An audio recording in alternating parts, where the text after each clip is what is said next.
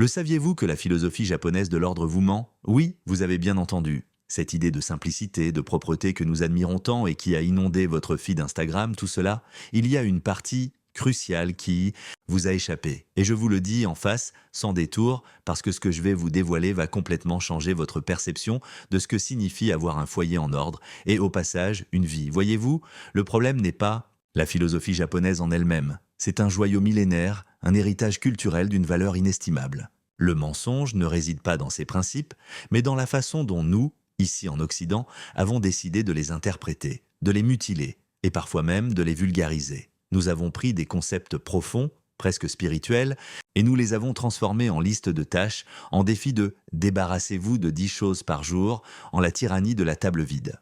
On vous a vendu l'idée que le bonheur se trouve dans un espace dépourvu de tout, presque aseptique, où il y a à peine des objets qui vous rappellent que, eh bien, vous vivez et existez en lui.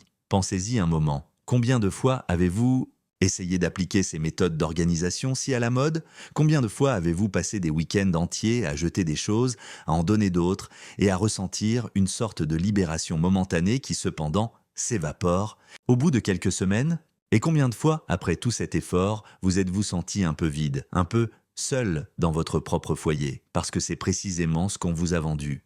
Un foyer vide, supposément heureux. On vous a appris à vous débarrasser de ce qui ne fait pas étinceler la joie. Mais vous a-t-on appris à trouver la joie dans ce que vous possédez déjà? Vous a-t-on expliqué comment construire un foyer qui respire votre essence, votre histoire, au lieu d'un showroom impersonnel? Parce que si je vous dis que ce que vous croyez savoir sur Marie Kondo et sa fameuse méthode n'est que la pointe de l'iceberg, et que le véritable secret pour un foyer ordonné n'est pas simplement de jeter des choses, mais quelque chose d'infiniment plus profond, me croiriez-vous? Je sais que c'est une affirmation forte, presque hérétique pour les défenseurs du minimalisme extrême, mais je vous demande de rester avec moi, d'ouvrir votre esprit à la possibilité que tout ce qu'on vous a dit sur l'ordre soit incomplet. Je vais vous raconter une histoire, celle d'un ami, appelons-le Javier. Javier était la vivante image du minimaliste moderne. Son appartement était une ode à l'espace vide. Murs blancs immaculés, un canapé neutre, une unique plante dans le coin. Aucun ornement, aucune photographie personnelle. Il s'était débarrassé de presque tout en suivant les directives des gourous de l'ordre. Au début, il se sentait libéré, léger, disait-il.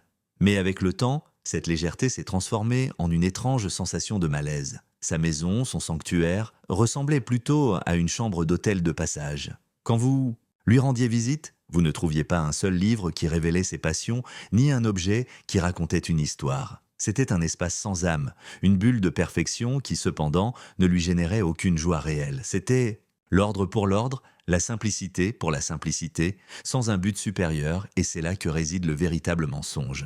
La philosophie japonaise de l'ordre, dans son essence la plus pure, ne cherche pas à vider votre espace. Elle cherche à le remplir d'intention. Il ne s'agit pas d'éliminer des objets, mais de choisir les objets qui vous entourent avec une conscience profonde, avec un but. Il s'agit de comprendre que chaque pièce dans votre foyer a un rôle, une résonance, une connexion avec vous. Et si elle ne l'a pas, alors oui, peut-être ne devrait-elle pas être là. Mais c'est une décision qui naît de la réflexion, non de l'imposition d'une règle générique. Imaginez un moment une tasse à thé japonaise. Ce n'est pas seulement un récipient pour boire. C'est une œuvre d'art, souvent imparfaite, avec une histoire qui se palpe dans sa texture, dans sa forme. C'est une pièce qui se choisit avec soin, s'utilise avec respect et se garde avec appréciation. Ils n'accumulent pas 500 tasses, ils en choisissent quelques-unes, et ces quelques-unes sont un trésor. La différence est subtile, mais abyssale.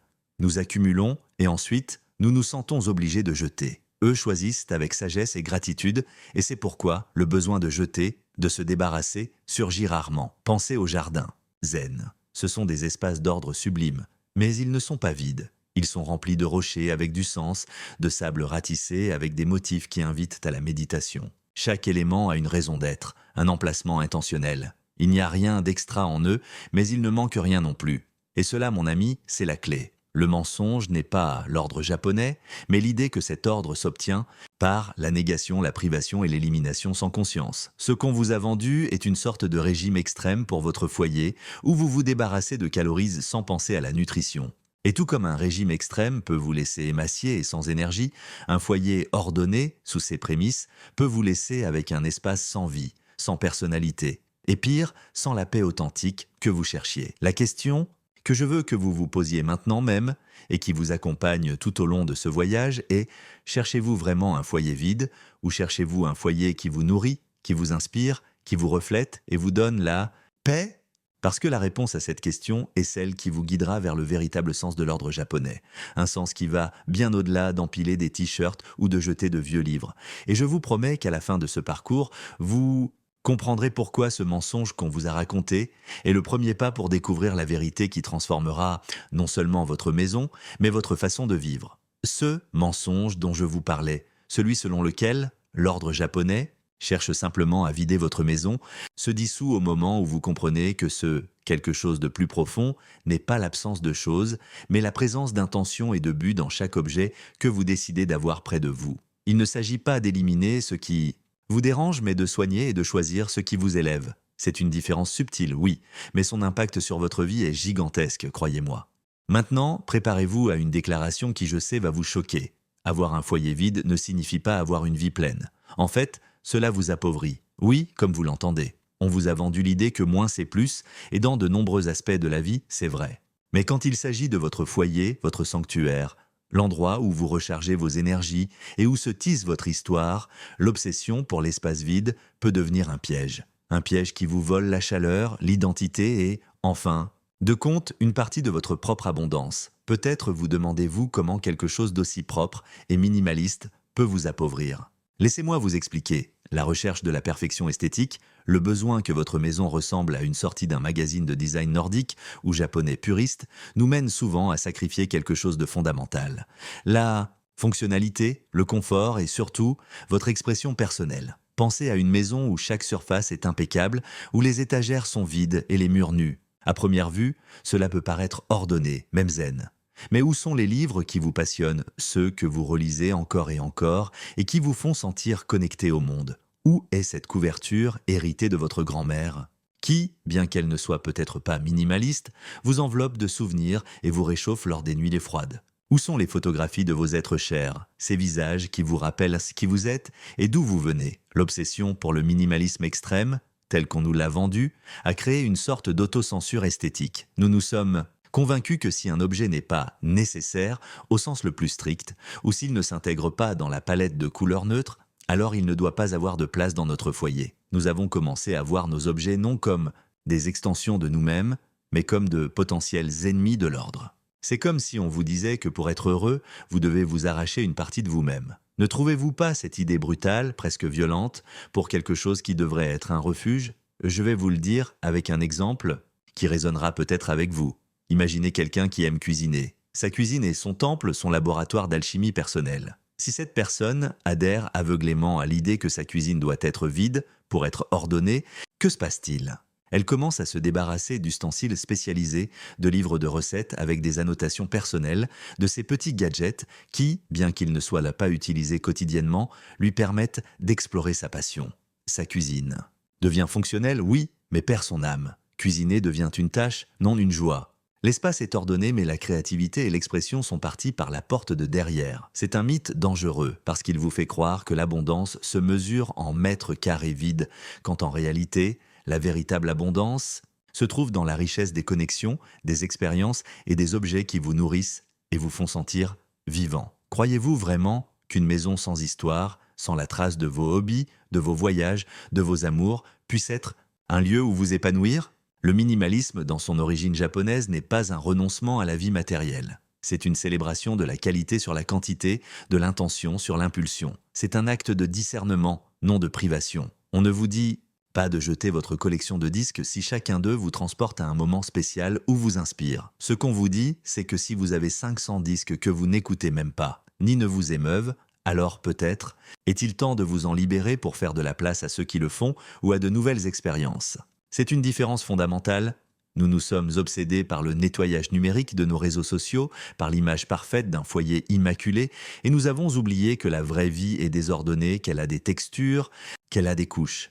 Votre maison est un reflet de votre âme, et si votre âme est riche et complexe, pourquoi votre maison devrait-elle être plate et uniforme? Êtes-vous prêt à vivre dans un espace sans vie, sans cet écho de votre personnalité, seulement pour l'idée imposée qu'un foyer vide est un foyer heureux? Parce que le bonheur ne réside pas dans l'absence, mais dans la présence consciente et harmonieuse. Il ne s'agit pas d'éliminer ce que vous avez déjà, mais de choisir ce que vous voulez avoir, ce qui vous apporte, ce qui vous représente. Et cela, mon ami, est une forme d'abondance qui ne peut pas se mesurer avec des mètres carrés, ni avec le nombre d'objets que vous avez jetés. Elle se mesure dans la résonance, l'inspiration et le calme que votre espace vous procure, non dans sa froideur ou son vide. La vraie richesse n'est pas l'espace, mais la vie qui s'y ressent. Je vous ai déjà parlé du mensonge qu'on vous a raconté sur l'ordre, de comment la véritable abondance ne réside pas dans l'espace vide, mais dans la présence d'intention et de but dans chaque objet. Je vous ai questionné si vous voulez vraiment un foyer sans vie, sans âme, en quête d'une esthétique imposée. Maintenant, permettez-moi de vous emmener un pas plus loin sur un terrain que vous n'aviez peut-être jamais considéré, mais qui est crucial pour comprendre le véritable sens de l'ordre japonais, le désordre invisible. Parce que regardez, le véritable ordre n'est pas seulement visible, palpable, quelque chose que vous pouvez toucher et organiser. L'ordre, dans sa forme la plus profonde, est aussi invisible. Et voici l'affirmation qui va vous laisser pensif. Votre désordre mental est pire que votre désordre physique, et le Japon a la clé pour les deux. Oui, c'est une pilule difficile à avaler, je sais. Nous nous obsédons avec les piles de vêtements, sur la chaise ou avec le tas de papier sur le bureau, et nous nous fustigeons pour cela. Mais qu'en est-il des piles de pensées inachevées dans votre tête? Qu'en est-il de l'enchevêtrement de préoccupations qui vous assaillent quand vous essayez de dormir? Des 1001 engagements que vous assumez, qui vous volent le temps et l'énergie, mais qui ne sont pas visibles pour les autres, c'est le désordre qui vous épuise vraiment, qui vous empêche d'avancer, qui fait taire votre créativité et qui vous vole la paix. La philosophie japonaise, contrairement à notre interprétation occidentale du minimalisme, ne se limite pas à la surface. Elle va bien au-delà de ce que vos yeux peuvent te voir. Elle introduit des concepts comme le ma, cet espace négatif significatif, qui n'est pas vide, mais une toile pour la réflexion, une pause intentionnelle. Ou le wabi-sabi, la beauté de l'imparfait, de l'éphémère, de l'asymétrique, qui célèbre la vie telle qu'elle est, avec ses fissures et ses marques. Ces concepts ne s'appliquaient pas seulement à la disposition d'une fleur dans un vase ou à l'architecture d'un jardin zen. Ils s'appliquent de façon sublime et puissante à nos pensées, notre temps et nos relations. Pensez au ma, dans notre société, nous détestons le silence, les trous dans l'agenda, les espaces non remplis. Nous remplissons chaque seconde de bruit, de tâches, du téléphone. Mais le ma vous enseigne que ces espaces, ces pauses, ne sont pas vides. Ils sont le lieu où se produit la véritable connexion, où les idées germent, où votre esprit peut respirer. Combien de fois avez-vous rempli votre agenda jusqu'à la limite, vous sentant productif, seulement pour finir épuisé et sans avoir vraiment avancé dans ce qui importe? C'est la tyrannie du désordre du temps, du manque d'un ma intentionnel dans votre jour. Et le wabi-sabi, combien d'énergie gaspillez-vous en essayant d'atteindre une perfection inatteignable dans votre maison, dans votre apparence, dans vos projets? L'obsession pour l'immaculé, pour le sans faute, nous génère une anxiété constante. Le wabi-sabi vous invite à trouver la beauté dans ce qui est réel, dans ce qui est authentique, dans l'imperfection qui vous rend humain.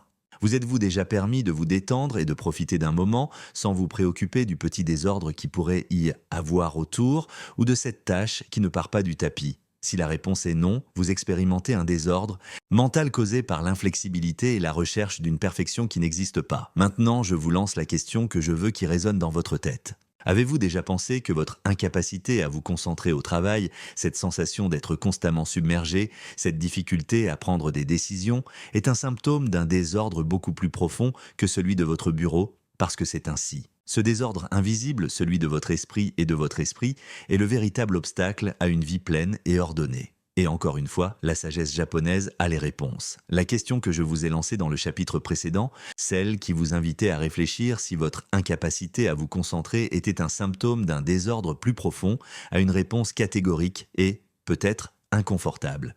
Oui, le désordre mental affecte directement votre productivité et bien-être. C'est cette nébuleuse de décisions en attente, de tâches à moitié faites, de préoccupations non résolues qui vous volent l'énergie, la clarté et en fin de compte, votre paix. Mais savez-vous ce qui est le plus ironique? Qu'une grande partie de ce désordre mental, de cette sensation d'être constamment submergé, naît d'un lieu qui, en théorie, devrait nous donner sécurité: l'accumulation. C'est ici qu'entre une des vérités les plus crues et, à la fois, libératrice. De ce voyage, accumuler ne vous rend pas plus riche. Cela vous vole votre liberté. Je sais, cela sonne contre-intuitif dans un monde où on nous bombarde de messages de « plus vous avez, mieux vous serez ». Mais pensez-y, Combien de choses possédez-vous qui vous génèrent plus de stress que de joie? Combien de trésors sont devenus des chaînes invisibles qui vous attachent au passé, au futur incertain ou simplement au besoin de les gérer? Permettez-moi de vous raconter l'histoire de Laura. Laura était une collectionneuse passionnée. Pas d'art ou d'antiquité, mais d'opportunités. Chaque offre, chaque réduction, chaque au cas où j'en aurais besoin, se transformait en une nouvelle acquisition. Sa maison, loin d'être un sanctuaire, s'était transformée en un entrepôt personnel. Il y avait des piles de vêtements avec des étiquettes parce qu'un jour elle les porterait. Des boîtes pleines de gadgets de cuisine qu'elle avait achetés par impulsion, mais qu'elle n'avait jamais étrennées. Des livres qu'elle commençait et ne finissait pas. Son armoire débordait, mais chaque matin, elle sentait qu'elle n'avait rien à se mettre. Son esprit, reflet de son espace,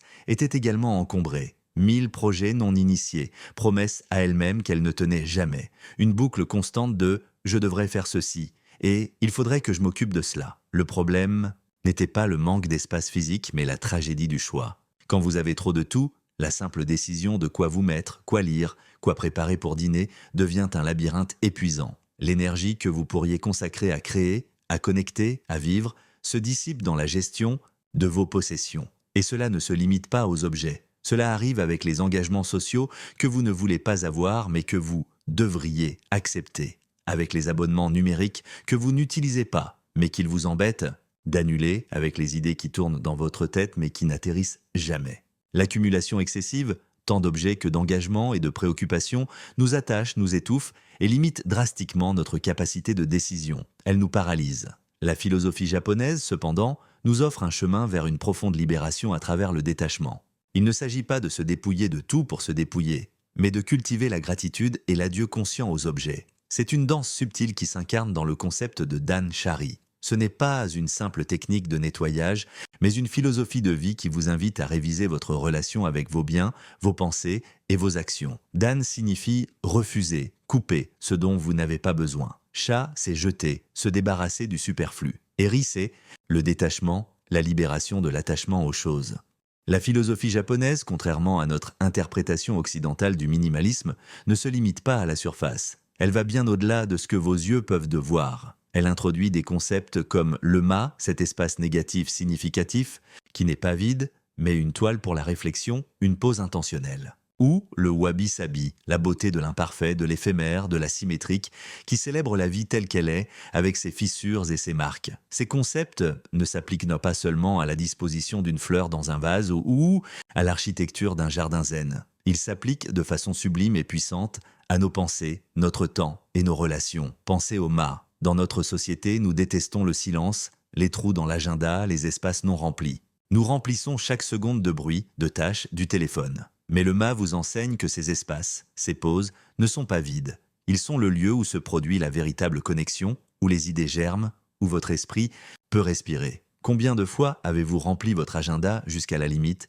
vous sentant productif, seulement pour finir épuisé et sans avoir vraiment avancé dans ce qui importe? C'est la tyrannie du désordre du temps, du manque d'un ma intentionnel dans votre jour. Et le wabi-sabi, combien d'énergie gaspillez-vous en essayant d'atteindre une perfection inatteignable dans votre maison, dans votre apparence, dans vos projets? L'obsession pour l'immaculé, pour le sans faute, nous génère une anxiété constante. Le wabi-sabi vous invite à trouver la beauté dans ce qui est réel, dans ce qui est authentique, dans l'imperfection qui vous rend humain.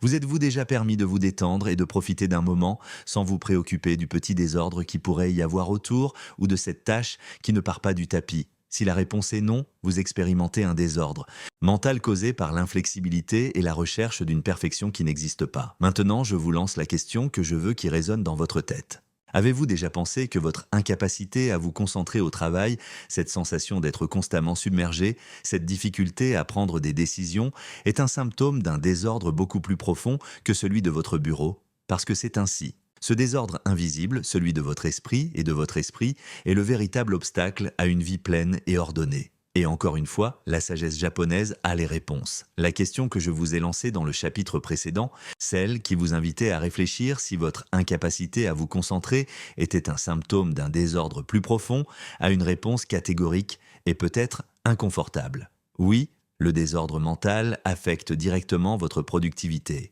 et bien-être. C'est cette nébuleuse de décisions en attente, de tâches à moitié faites, de préoccupations non résolues qui vous vole l'énergie, la clarté et en fin de compte, votre paix. Mais savez-vous ce qui est le plus ironique? Qu'une grande partie de ce désordre mental, de cette sensation d'être constamment submergé, naît d'un lieu qui, en théorie, devrait nous donner sécurité. L'accumulation. C'est ici qu'entre une des vérités les plus crues et, à la fois, libératrice.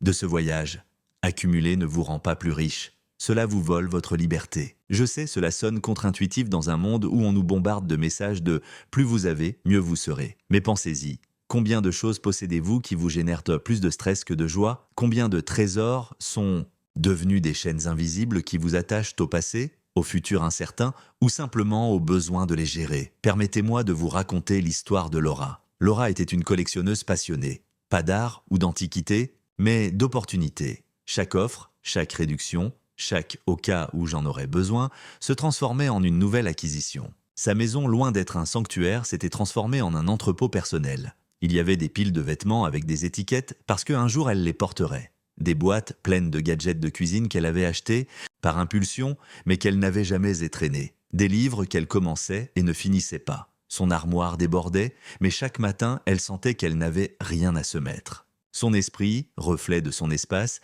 était également encombré. 1000 projets non initiés, promesses à elle-même qu'elle ne tenait jamais. Une boucle constante de « je devrais faire ceci » et « il faudrait que je m'occupe de cela ». Le problème n'était pas le manque d'espace physique, mais la tragédie du choix. Quand vous avez trop de tout, la simple décision de quoi vous mettre, quoi lire, quoi préparer pour dîner devient un labyrinthe épuisant. L'énergie que vous pourriez consacrer à créer, à connecter, à vivre, se dissipe dans la gestion de vos possessions. Et cela ne se limite pas aux objets. Cela arrive avec les engagements sociaux que vous ne voulez pas avoir mais que vous devriez accepter.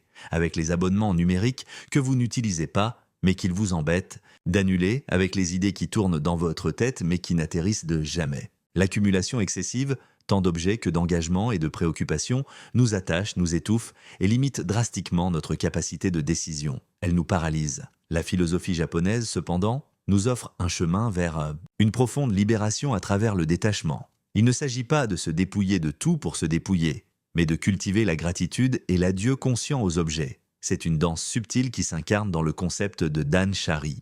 Ce n'est pas une simple technique de nettoyage, mais une philosophie de vie qui vous invite à réviser votre relation avec vos biens, vos pensées et vos actions. Dan signifie refuser, couper ce dont vous n'avez pas besoin. Sha, c'est jeter, se débarrasser du superflu. Eri, pensez-y.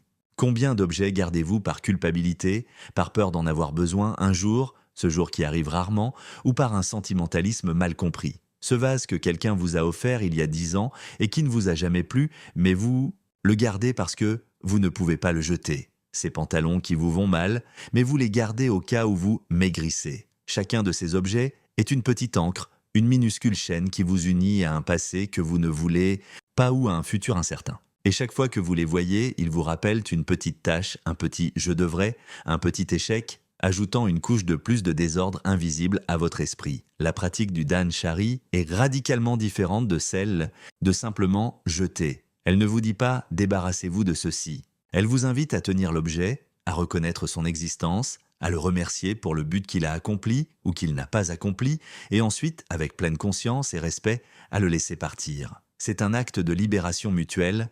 Vous libérez l'objet de son obligation d'être avec vous sans but, et vous vous libérez vous-même de la charge qu'il représente. C'est un processus qui vous autonomise. Il vous rend le contrôle sur votre environnement, oui, mais le plus important, il vous rend le contrôle sur votre esprit. Quand vous commencez à appliquer cette gratitude et ce détachement à vos objets, la discipline s'étend presque par magie à d'autres domaines de votre vie. Vous commencez à être plus sélectif avec les engagements que vous acquérez, avec l'information que vous consommez, avec les personnes avec qui vous passez votre temps. Vous arrêtez d'accumuler non seulement des choses, mais aussi des culpabilités, des attentes d'autrui et des pensées toxiques.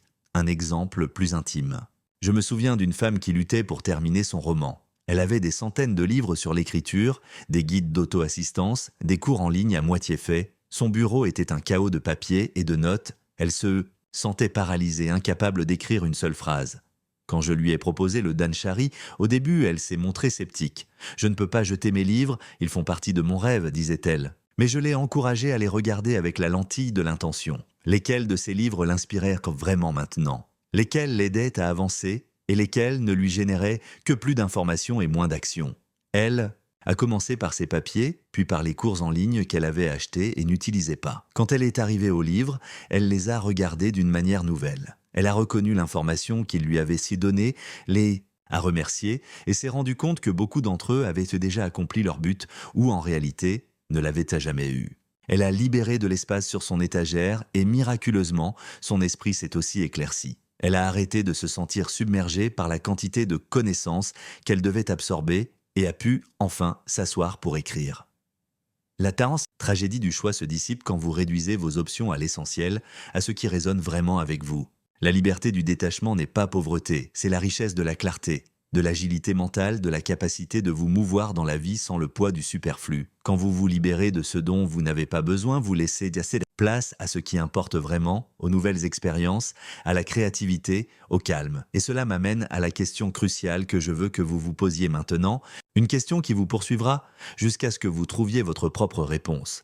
Possédez-vous vraiment vos choses ou sont-ce vos choses qui vous possèdent? Êtes-vous c'est le détachement, la libération de l'attachement aux choses. Les Japonais, avec leur profonde sagesse millénaire, ont compris cela il y a des siècles. Pour eux, le nettoyage et l'ordre ne sont pas de simples obligations, ce sont des rituels sacrés, des pratiques d'attention pleine qui cultivent la discipline, la gratitude et la connexion avec l'environnement. Ils ne voient pas l'ordre comme un objectif final à atteindre, mais comme un processus continu, un chemin de vie.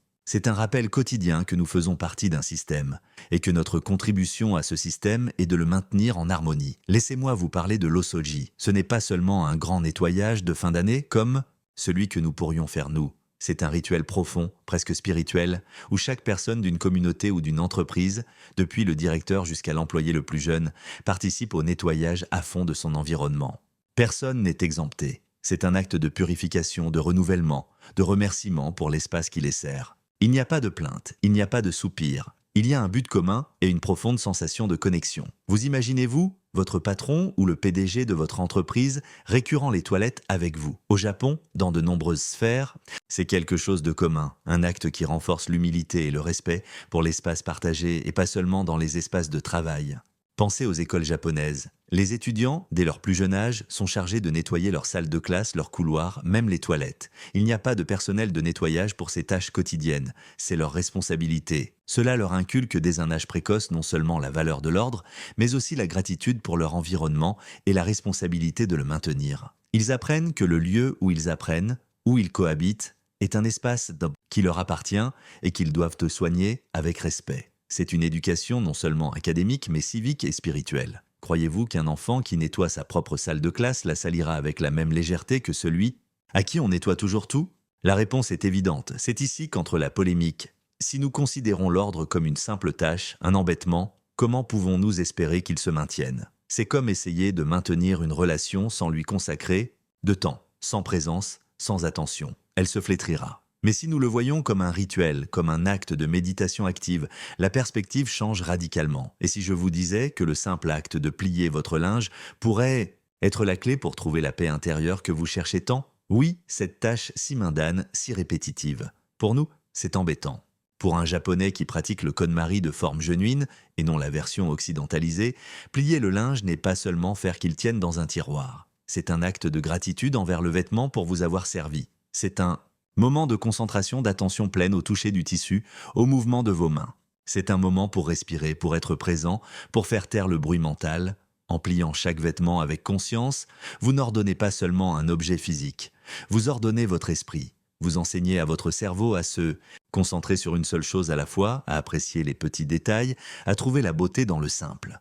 C'est un exercice minutieux de mindfulness dans la vie quotidienne. Et quand vous terminez, vous n'avez pas seulement une pile de linge parfaitement pliée, mais aussi une sensation de calme, d'accomplissement, de contrôle qui s'étend bien. Au-delà de ce tiroir, ce concept s'applique à tout. Faire la vaisselle avec attention pleine, balayer le sol en sentant chaque mouvement, nettoyer une surface avec respect pour le matériau. Chacun de ces actes, quand il est réalisé avec intention et non comme une simple obligation, devient une méditation en mouvement. Il cesse d'être des tâches fastidieuses pour se transformer en opportunité d'être présent, de réduire le stress, de cultiver la gratitude pour ce qui vous entoure. Imaginez-vous quelqu'un qui vit dans une hâte constante, toujours poursuivant l'objectif suivant, avec son esprit sautant d'une chose à l'autre. Sa maison est un reflet de son état mental. chaotique, avec des choses à moitié faites, avec du désordre accumulé parce qu'il n'y a pas de temps pour s'en occuper. Mais si cette personne commençait à voir chaque acte d'ordre comme un moment pour freiner, pour respirer, pour se connecter avec son environnement, que croyez-vous qu'il se passerait? Lentement, sa maison commencerait à s'ordonner, oui. Mais le plus important, son esprit commencerait aussi à trouver le calme. Les hâtes diminueraient, l'anxiété se réduirait, et la sensation d'accablement laisserait place à une plus grande clarté. Le véritable objectif de cette philosophie japonaise de l'ordre n'est pas que vous ayez une maison de magazine, mais que vous ayez une vie dans laquelle vous vous sentiez en paix. L'ordre externe est un reflet et à la fois un catalyseur de l'ordre interne. Quand vous soignez votre espace avec intention, vous soignez votre esprit et votre esprit. Vous établissez un dialogue constant avec votre environnement, un dialogue de respect et de gratitude. Alors je vous demande encore, et si je vous disais que le simple acte de plier votre linge, de faire votre vaisselle ou de nettoyer votre table pourrait être la clé pour trouver la paix intérieure que vous cherchez? Tant celle que vous poursuivez avec des pratiques plus élevées, mais qui est peut-être cachée dans le mundane, c'est une idée qui vous invite à changer votre perspective, à embrasser l'ordre non comme une charge, mais comme une pratique quotidienne d'attention pleine, un chemin vers une vie plus sereine et consciente. Et cela, mon ami, c'est une transformation qui va bien au-delà de n'importe quelle étagère vide. Nous avons parcouru un chemin fascinant. Depuis démasquer le mensonge occidental sur l'ordre japonais, en passant par démanteler le mythe de l'espace vide, en nous enfonçant dans le désordre invisible de votre esprit, et finalement en découvrant la liberté qui se cache dans le détachement et la beauté dans l'ordre comme méditation. Mais maintenant, nous arrivons au point culminant, au cœur de tout ce voyage, et ici, je vous révèle la vérité la plus profonde. Le véritable secret japonais n'est pas l'ordre, c'est l'intention. Oui, vous l'avez bien entendu. Ce n'est pas l'armoire parfaitement organisée, ni le bureau sans papier, ni la maison impeccable. C'est l'intention derrière chaque choix que vous faites, depuis l'objet que vous décidez d'apporter à votre foyer jusqu'à la façon dont vous soignez votre espace. C'est vivre avec un but dans chaque action, dans chaque interaction avec votre environnement. Pensez à comment on vous a programmé pour consommer. Un achat impulsif, un je le veux parce que oui, un j'en ai besoin au cas où. Y a-t-il intention? Là, non. Il y a réaction. Il y a une réponse à un stimulus externe, à la publicité, à l'envie, à la peur de manquer quelque chose. Et ce manque d'intention est ce qui génère l'accumulation, le désordre et cette sensation constante que quelque chose manque. Bien que votre maison soit à ras-bord, le japonais ne cherche pas à accumuler pour impressionner, pour posséder. Il cherche à s'entourer de ce qui a un sens, qui lui apporte de la valeur, qui sert à un but clair ou qui lui génère une beauté intrinsèque qui élève son esprit. Chaque objet est un invité dans son foyer, choisi avec respect et gratitude. Ce n'est pas une possession inerte, c'est une partie vivante de son environnement. Laissez-moi vous raconter une histoire, une qui illustre la profondeur de cette intention. Au Japon existe l'art du kintsugi, la réparation d'objets de céramique cassés avec de la laque d'or. Quand une pièce se casse, on ne la jette pas. On célèbre sa fracture, on la voit comme partie de son histoire, et on la répare d'une manière qui souligne ses cicatrices avec de l'or. L'objet ne récupère pas seulement sa fonctionnalité, mais il devient plus beau, plus précieux, précisément pour avoir été cassé et avoir été restauré. Que nous enseigne cela sur l'ordre? Et l'accumulation?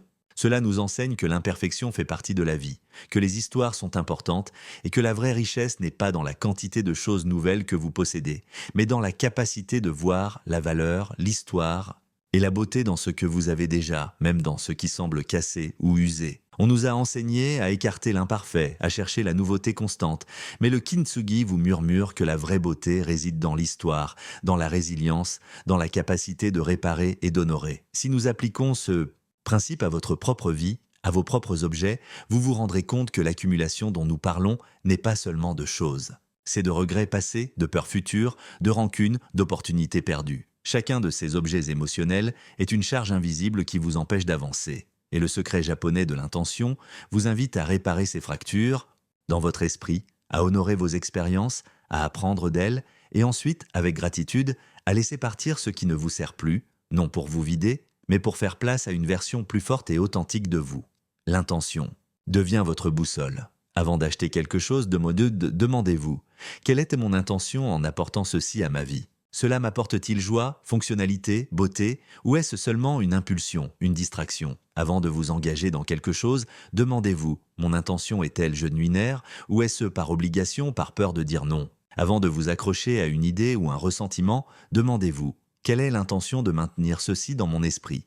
Cela me sert-il ou cela me consume-t-il? Ce changement de perspective est un changement de vie. Quand vous vivez avec intention, votre maison devient un reflet de votre âme, un espace curé avec but où chaque objet a un pourquoi. Il n'y a rien d'extra parce que chaque chose a été choisie avec conscience. Et dans cet espace, la paix et la clarté fleurissent de forme naturelle. Il ne s'agit pas de vous débarrasser de tout et de vivre comme un moine. Il s'agit d'être le gardien conscient de votre propre espace et de votre propre esprit, de choisir quelles graines vous plantez dans votre jardin et de soigner ces plantes avec amour et attention. Ainsi, après tout ce voyage, je vous pose la question finale, celle qui vous poussera à l'action, à la transformation. Êtes-vous prêt à arrêter d'accumuler des objets sans but et à commencer à accumuler une vie avec un but, parce que c'est la vraie richesse que le Japon nous enseigne. Ce n'est pas l'esthétique minimaliste, mais la profondeur de l'intention qui s'infuse dans chaque acte, dans chaque objet, dans chaque moment. C'est un appel à vivre avec plus de conscience, à choisir la qualité sur la quantité, la présence